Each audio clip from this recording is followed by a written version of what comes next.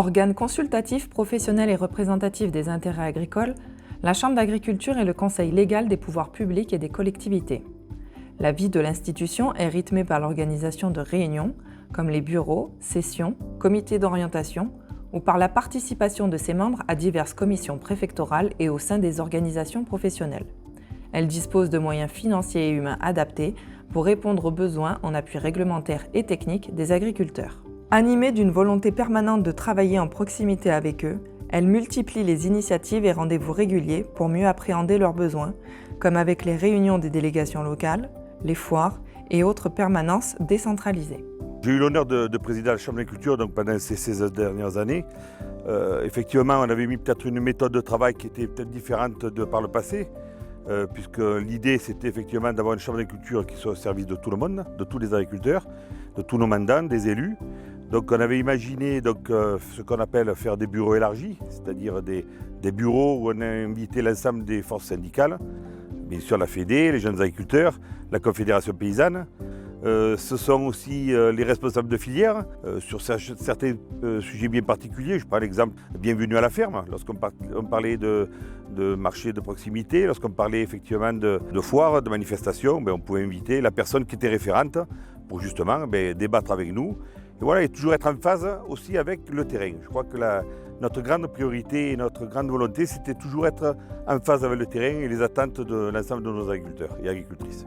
Je crois qu'aussi on a été particulièrement innovants pendant la période du Covid, puisque nous avons tous été surpris et la Chambre d'agriculture a su s'adapter pour apporter un service de proximité avec la mise en place de marchés locaux. Ça fait maintenant plus de 20 ans, mais je crois que c'est une grande réussite.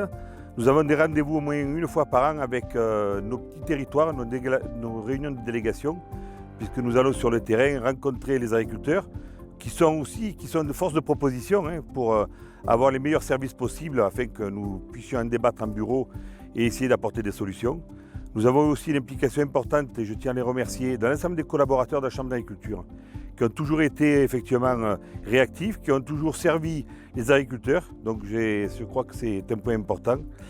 Voilà, si on fait un petit bilan de la mandature, c'était une Chambre d'agriculture pour tous, une Chambre d'agriculture qui était ouverte à tout le public et puis effectivement qui était capable de répondre au mieux aux attentes du monde agricole avec un grand A de notre département. Bon, les questions agricoles dans les Alpes de Haute-Provence sont évidemment stratégiques pour les services de l'État et nous travaillons de manière étroite et en confiance, je crois pouvoir le dire, avec la Chambre de l'agriculture. C'est un partenaire essentiel avec qui à la fois nous pouvons trouver un partenaire expert, un conseil par rapport aux enjeux agricoles du département, mais aussi un opérateur engagé sur l'installation, sur la formation des agriculteurs dans le département.